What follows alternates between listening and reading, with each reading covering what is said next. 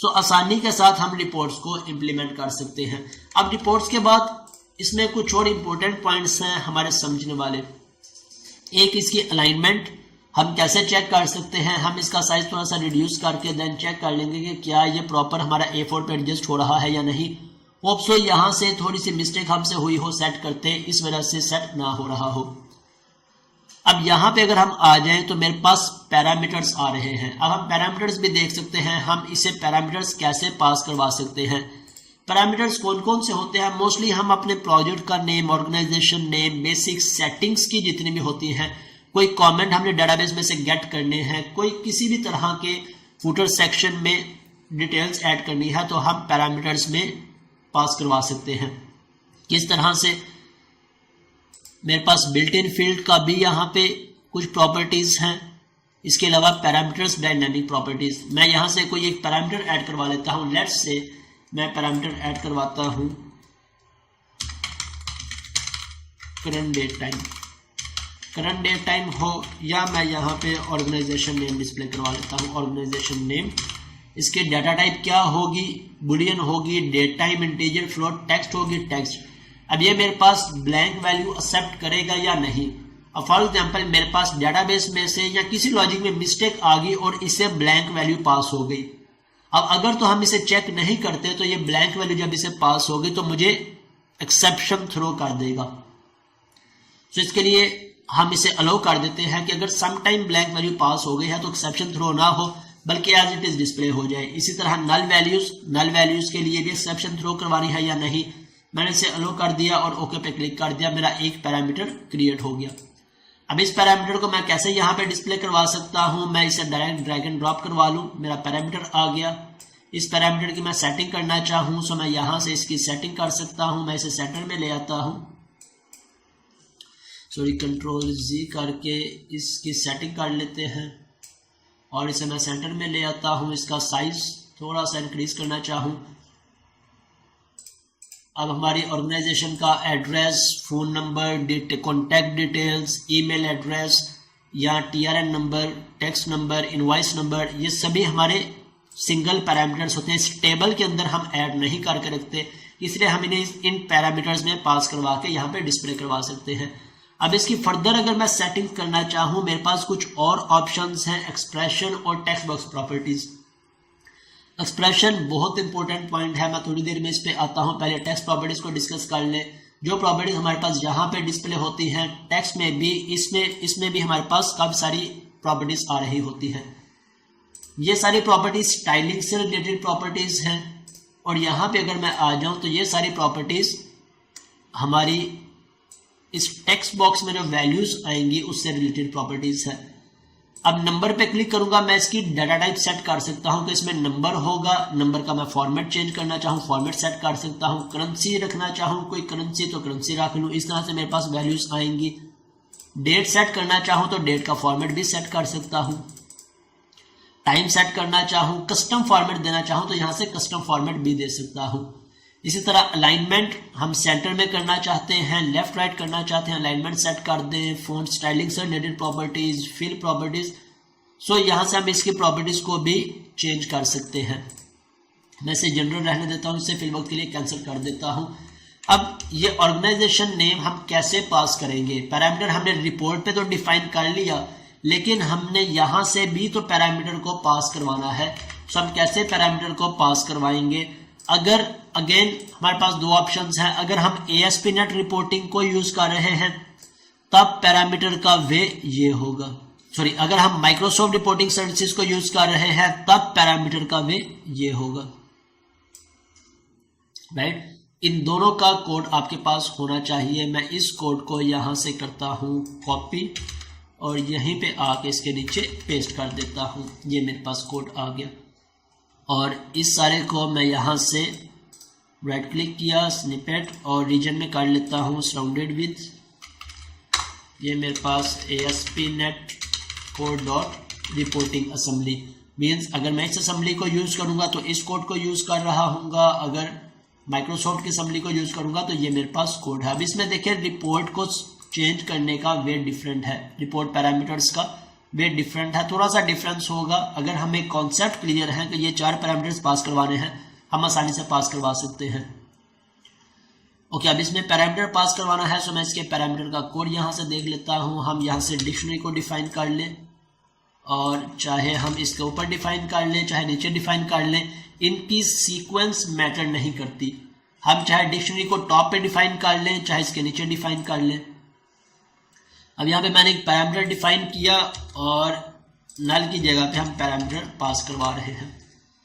Parameter dictionary क्या होती है, मैं इस पे F12 की प्रेस करूंगा। जब भी हमने की वैल्यू एट्रीब्यूट्स डिफाइन करने हो, की वैल्यू कोई भी की वैल्यू हो सकती है, फॉर एग्जांपल आईडी और फिर आईडी की वैल्यू, नेम की वैल्यू, कोई सीक्रेट की और उसकी वैल्यू हमने किसी जगह पे स्टोर करवानी हो, पास करवानी हो, हम डिक्शनरी को यूज कर सकते हैं।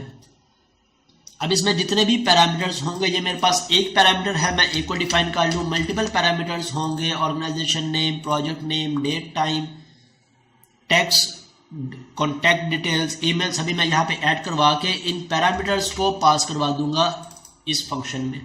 अब हमने क्या पैरामीटर नेम डिफाइन किया था, इसे मैं कॉपी करता हूँ और सेम नेम मैं वहाँ पे यूज करूँगा इस कंट्रोलर में। इसे मैं वैल्यू पास करवाने जा रहा हूँ, सो मैं इसे वैल्यू पास करवा देता हूँ। लेट्स से अपने चैनल का नेम पास करवा देता हूँ। तो ये हमने पैरामीटर पास करवा दिया।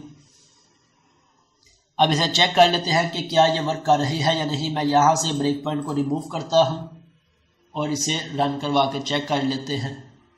अगर ये एज एक्सपेक्टेड वर्क कर रही है, देन हम एक्सप्रेशन को देख लेते हैं। एक्सप्रेशन को समझना भी हमारे लिए इम्पोर्टेंट है, क्योंकि हम रिपोर्ट्स के लास्ट पे सम बिल डिस्प्ले करवा रहे होते हैं। अगर आप टोटल बिल डिस्प्ले करवा रहे हैं या बिल्स की डिटेल डिस्प्ले करवा रहे हैं, तो at the end of some या कोई भी कैलकुलेशन अप्लाई कर रहे होते हैं, तो वो सम हम कैसे डिस्प्ले करवा सकते हैं। मैन्युफैक्चरर डाउनलोड, और अगर मेरे पास एरर होगा तो डिस्प्ले हो जाएगा, अदरवाइज मेरी रिपोर्ट डिस्प्ले हो गई। ओके, ये मेरे पास मेरा नेम ऑर्गेनाइजेशन नेम डिस्प्ले हो गया। अभी भी इसकी अलाइनमेंट में डिफरेंस है। अभी मेरे पास 2 पेजेस आ रहे हैं, मेरे पास इसकी अलाइनमेंट में डिफरेंस है। सो हम इसकी सेटिंग्स को चेक करके इसको सेट कर सकते हैं। सेटिंग्स को चेंज करके 1 बाय 1 के किस पे हमारी सेटिंग्स परफेक्ट आ रही है, हम इसे चेंज कर सकते हैं। ओके, अब मैं आ जाता हूँ फर्दर एक्सप्रेशन पे। अब फॉर एग्जाम्पल मुझे एट द एंड इसका टोटल डिस्प्ले करवाना है। मैं यहाँ पे आके एक टेक्स्ट बॉक्स क्रिएट कर लेता हूँ। टोटल या टोटल बिल का हम नेम दे दें या सम का नेम दे दें। मैं लेट्स से फॉर एग्जांपल सम का नेम दे देता हूँ। इस रिपोर्ट के एंड पे मेरे पास कोई ऐसा कॉलम है जिसमें मेरे पास आईडीज आ रही हैं, सिर्फ मैन्युफैक्चरर आईडीज हैं 1 2 3 4। लेट्स से मैं इसका ही सम यहाँ पे डिस्प्ले करवा लेता हूँ, सम, और इसे मैं लाइन कर लेता हूँ राइट साइड पे, और इसके साथ यहाँ से इंसर्ट एक और टेक्स्ट बॉक्स। अब इस टेक्स्ट बॉक्स में मेरे पास किसका सम आएगा, मैं कैसे डिफाइन करूंगा, मीन्स मुझे यहाँ पे फॉर्मूला अप्लाई करना है। इस टेक्स्ट बॉक्स पे हम एक्सप्रेशन अप्लाई करेंगे। इस पे राइट क्लिक किया और मेरे पास एक्सप्रेशन को समझना बहुत इंपॉर्टेंट है हमारे लिए, क्योंकि हमारी एप्लीकेशन में बहुत सारी प्रॉब्लम्स हम एक्सप्रेशन से आसानी से सॉल्व कर सकते हैं। इस एक्सप्रेशन को मैंने ओपन किया तो मेरे पास ये एक छोटी सी विंडो ओपन हो गई है। इस विंडो के फर्दर कुछ छोटे छोटे से पार्ट्स हैं। टॉप पे एक विंडो है जिसमें सेट एक्सप्रेशन फॉर वैल्यू। अगर तो मुझे एक्सप्रेशन पता है, मुझे सम करवाना है किस वैल्यू का, इस कॉलम का, तो मैं डायरेक्ट यहाँ पे वैल्यू पास करवा दूंगा, फील्ड्स डॉट समथिंग। अगर मुझे नहीं आइडिया, तब हम यहाँ से थोड़ी सी चीजें अंडरस्टैंड कर लेंगे कि ये मेरे पास एक्सप्रेशन विंडो, इसके नीचे कैटेगरी, आइटम एंड लास्ट पे विंडो आ रही है। अब कैटेगरी में अगर हम देखें तो हमारे पास काफी सारे ऑप्शंस आ रहे हैं। कांस्टेंट, बिल्ट इन फील्ड्स, जो सी फील्ड्स हमारे पास यहाँ पे आ रही हैं वो सारी की सारी बिल्ट इन फील्ड्स हमारे पास यहाँ पे भी अवेलेबल हैं। इट मीन्स अगर मैं इनमें से किसी को यूज करना चाहूँ तो मैं यूज कर सकता हूँ। For example report name, report folder, render format dot name, अगर इनमें से किसी की रिक्वायरमेंट है तो मैं यूज कर सकता हूँ। इसके अलावा पैरामीटर्स, जितने हमने डायनामिक पैरामीटर्स डिफाइन किए थे वो सभी पैरामीटर्स आ रहे हैं कि इस टेक्स्ट बॉक्स में अगर मुझे ये डिस्प्ले करवाना है, मैं इस पर डबल क्लिक करूंगा, यहाँ पे मेरे पास एक्सप्रेशन ऑटोमेटिकली ऐड हो गया। ओके कर दूंगा तो जो मेरे पास जहां पे नेम आएगा वो इसमें ऐड हो जाएगा। अगेन मैं जाता हूँ एक्सप्रेशन, मुझे ये ऐड नहीं करवाना, सो मैं इसे रिमूव कर देता हूँ। देन फील्ड्स कोई भी नहीं है। डाटा सेट पे आ रहे हो तो हमारे पास एक डाटा सेट है डीएस मैन्युफैक्चरर और इसकी सारी आइटम्स। अब देखिए जिसकी डाटा टाइप आईडी थी या इंटीजर थी, ऑटोमेटिकली उसने उसके साथ सम का फंक्शन ऐड करवा दिया है। सो मैंने इस पर डबल क्लिक किया, मेरी ये फील्ड या एक्सप्रेशन ऑटोमेटिकली क्रिएट हो गया। अगर मैं नेम को ऐड करना चाहूँ, नेम भी ऐड हो गया, एड्रेस ऐड करना चाहूँ, एड्रेस भी ऐड हो गया। मैं इन सबको रिमूव करता हूँ और सम पे डबल क्लिक किया, मेरा सम ऐड हो गया। किसका? मैन्युफैक्चरर आईडी का। मैं इसे अगेन रिमूव करता हूँ। हम इसके कुछ और प्रॉपर्टीज को अंडरस्टैंड कर लेते हैं। वेरिएबल्स, मेरे पास कोई भी वेरिएबल्स नहीं है। ऑपरेटर्स कौन कौन से हैं हमारे पास? Arithmetic operators, comparison operators, concatenation. जिस भी ऑपरेटर को हम यूज करना चाहें, इट मीन्स इतने सारे ऑपरेटर्स देख के हमें एक और पॉइंट समझ में आ गया कि हम इस पे कोई भी लॉजिक अप्लाई करना चाहें, कोई कंडीशन अप्लाई करना चाहें तो आसानी से कर सकते हैं। हमारे पास प्लस माइनस के ऑपरेटर्स भी हैं, लेस देन ग्रेटर देन के भी हैं, कॉन्कैटिनेशन के भी हैं, बिट वाइज भी हैं, देन बिट शिफ्ट के भी हैं। ओके, फर्दर मैं फंक्शंस को एक्सपैंड करता हूं। हमारे पास कौन कौन से बिल्ट इन फंक्शंस हैं जो हम इस पे यूज कर सकते हैं? First of all text functions. जितने भी फंक्शंस हम सीक्वल सर्वर में किसी टेक्स्ट पे अप्लाई कर रहे होते हैं, वो सभी फंक्शंस यहाँ पे भी यूज कर सकते हैं। For example format, currency, left, right, trim, replace, ये सभी के सभी फंक्शंस हमारे पास सीक्वल में भी अवेलेबल है, सी शार्प में भी अवेलेबल है, इसी तरह रिपोर्ट में भी अवेलेबल है। हमने अपर केस में कन्वर्ट करना हो, लोअर केस में कन्वर्ट करना हो, L case, R case, L trim, mid, replace, ये सभी फंक्शंस हम यूज कर सकते हैं। डेट टाइम के फंक्शंस, हमने कन्वर्ट करना हो किसी भी स्ट्रिंग को डेट में, या हमने डेट ऐड करनी हो, डेट डिफरेंस फाइंड करना हो, डेट पार्ट ऐड करना हो, मिंट, मंथ, और ये सभी के सभी फंक्शंस हम यूज कर सकते हैं।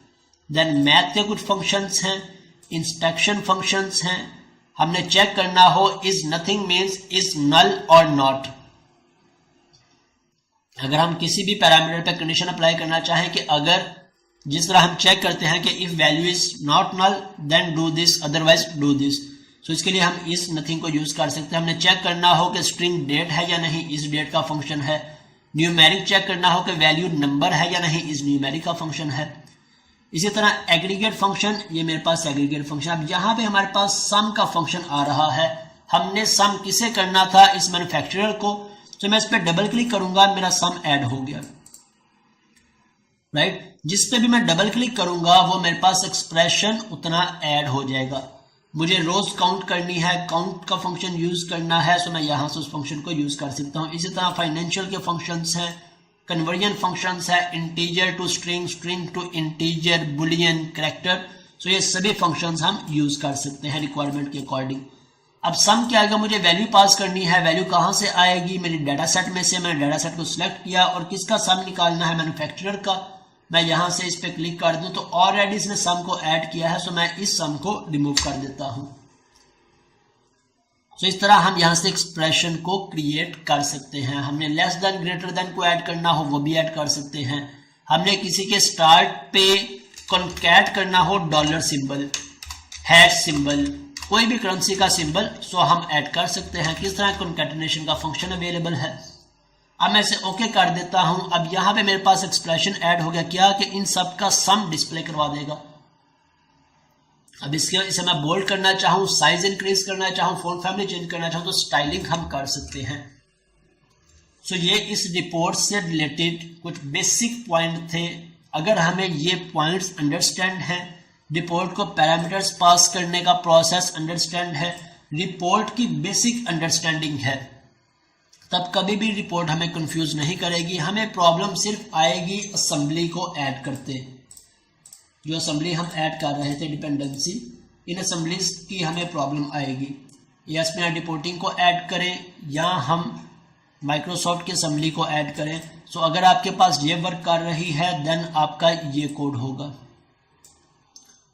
अगर आपके पास ये वर्क नहीं कर रही तब आपका ये कोड होगा। छोटा सा कोड है, आसान सा कोड है। अब इस कोड को हम चाहे इस कंट्रोलर पे ऐड करना चाहें, हम प्रोडक्ट कंट्रोलर पे ऐड करना चाहें, रिकॉल पे ऐड करना चाहें, अनाउंसमेंट पे ऐड करना चाहें, हमें पता है हम आसानी से ऐड कर सकते हैं। सिर्फ हमारा एक पाथ चेंज होगा और एक डाटा सेट। बाकी अगेन हम एक डाटा सेट क्रिएट कर लेंगे, फिर उसके बाद रिपोर्ट क्रिएट कर लेंगे। इसी तरह से मीन्स ये सभी के सभी स्टेप्स अगेन इंप्लीमेंट कर लेंगे। एक डाटा सेट क्रिएट किया, देन रिपोर्ट क्रिएट करके उसे डाटा सेट बाइंड करवा दिया, देन फंक्शन डिफाइन कर दिया रिपोर्ट को रेंडर करने का, तो हमारी रिपोर्ट इंप्लीमेंट हो गई।